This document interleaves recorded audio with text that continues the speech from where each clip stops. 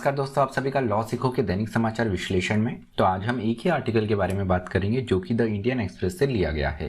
Transfer और transparency के बारे में बात करता है कि हाईकोर्ट जजेस का हाल ही में कुछ जजेस के ट्रांसफर किए गए हैं, उन्हीं के बारे में बात करता है कि जो ट्रांसफर है यहाँ पर जो स्थानांतरण रहता है इनमें और पारदर्शिता की ज़रूरत है। ट्रांसफर के जो फैसले हैं ये सुप्रीम कोर्ट के कॉलेजियम के द्वारा लिए जाते हैं, तो इसी पर प्रश्न उठाते हुए यहाँ पर बताया गया है कि पारदर्शिता की किस प्रकार से कमी है और हाल ही तक सुप्रीम कोर्ट के द्वारा क्या यहाँ पे जुडिशियल प्रेसिडेंट इसका इंटरप्रिटेशन और जुडिशियल रिव्यू रहा है, उस मुद्दे पर भी हम बात करेंगे।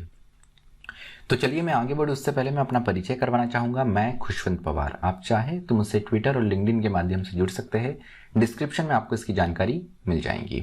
अब आते हैं हमारे एमसीक्यू के ऊपर जो कि कल के टीएनए से लिया गया है। वो ये है कि ई नायरा जो डिजिटल करेंसी है ये निम्न में से किस देश की है। आपका ऑप्शन ए है नाइजीरिया, ऑप्शन बी है बहामास, ऑप्शन सी है जमैका या ऑप्शन डी ब्राज़ील। जो भी आपका उत्तर हो कमेंट बॉक्स में ज़रूर लिखिएगा।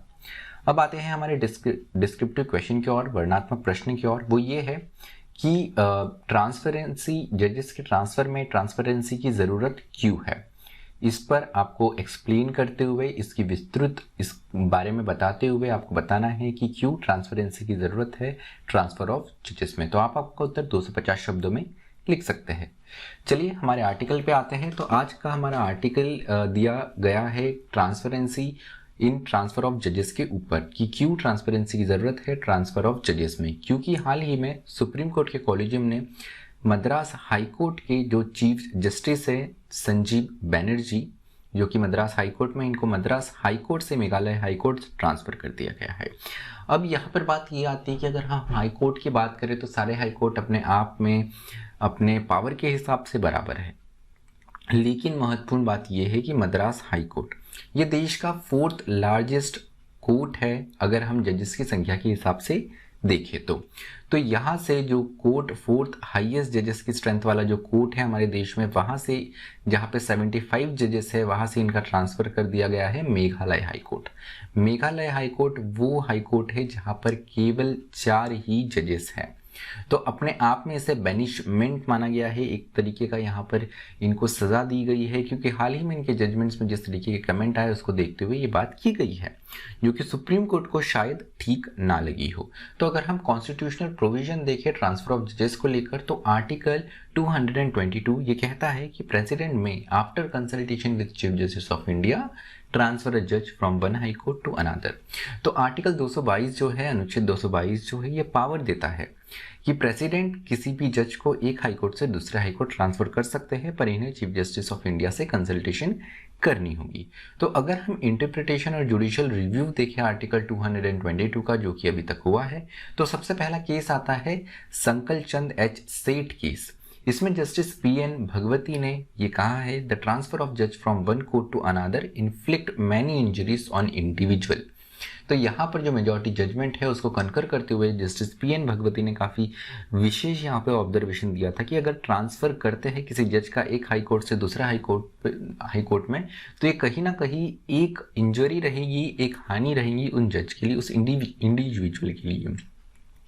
उसके अलावा यहाँ पर यह भी बताया गया था कि जिस जज को आप ट्रांसफ़र कर रहे हैं उनका कंसेंट भी ज़रूरी होगा, ज़रूर लेना चाहिए यहाँ पर अगर आप ट्रांसफ़र करते हैं आर्टिकल 222 के अंतर्गत। तो यहाँ पर जस्टिस भगवती ने स्पष्ट शब्दों में यहाँ कहा था कि द कंसेंट ऑफ जजेस propose to be transferred was part of scheme and language of article 222।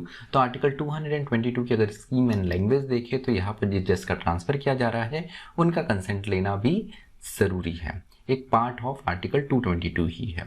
उसके बाद में जो महत्वपूर्ण केसेस है ये फर्स्ट एंड सेकंड जजेस केसेस है। तो सकलचंद एच सेठ केस है जिसमें ट्रांसफर ऑफ जज की बात की गई है। उसके बाद में फर्स्ट सेकंड थर्ड जजेस केसेस जो है जिसमें ट्रांसफर ऑफ जज और कोलिजियम की बात की गई है।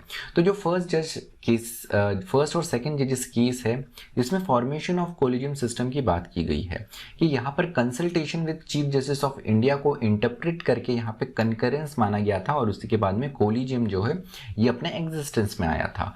कोलिजियम फर्स्ट जजेस और सेकंड जजेस केसेस के पहले यहाँ पर पूरी जो पावर होती थी जजेस को अपॉइंट करने की ये होती थी एग्जीक्यूटिव के पास में, और एग्जीक्यूटिव यहाँ पे सीनियरिटी लेवल पे जजेस को प्रमोट करता था।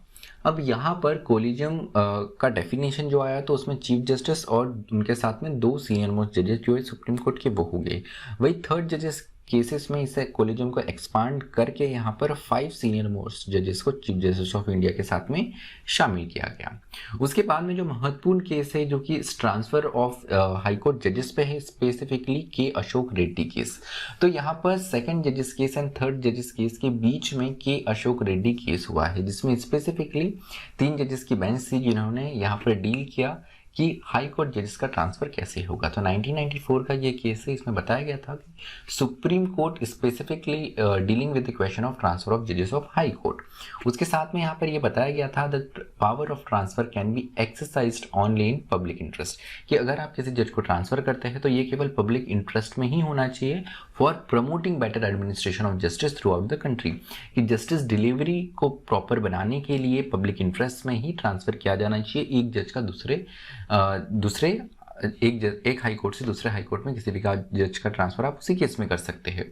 उसके अलावा आर्टिकल 222 में ये भी बताया गया कि आर्टिकल 222 में सिर्फ ये पावर दी गई है कि कोई भी जज का ट्रांसफर कर सकते हैं, ठीक है। और यहाँ पर जैसे बताया कि president with consultation with chief justice of India है, जिसको आगे इंटरप्रेट करके कंसल्टेशन को कंकरेंस के रूप में पढ़ा गया।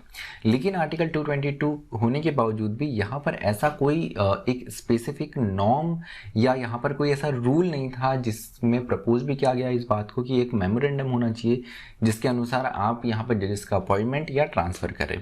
तो इस केस में ही के अशोक रेड्डी के केस में ही ये बताया गया था as the power is vested in high constitutional functionary and is expected to develop a requisite norms for convention in actual working. तो एक्चुअल वर्किंग के लिए नॉर्म्स डेवलप करने की बात की गई है जो कि अभी भी अब्सेंट है। तो इस आर्टिकल में यही प्रश्न उठाया गया है कि if transfer R based on public interest, की ट्रांसफर जो है वो पब्लिक इंटरेस्ट पर अगर किए जाते हैं तो पब्लिक को भी ये जानने का पूरा अधिकार है कि ट्रांसफर क्यों किया गया है। तो ये बॉटम लाइन में इस आर्टिकल में यही प्रश्न उठाया गया है।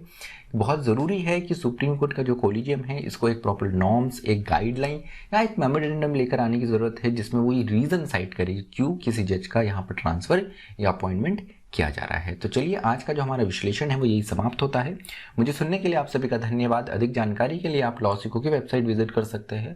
उसके अलावा इस TNA इस वीडियो की जो साइट है, जो स्लाइड्स है आपको वो हमारे टेलीग्राम चैनल पे मिल जाएंगी। उसके अलावा आप हमसे इंस्टाग्राम के माध्यम से भी जुड़ सकते हैं। मुझे सुनने के लिए आप सभी का धन्यवाद। Thank you. Stay tuned to law सीखो।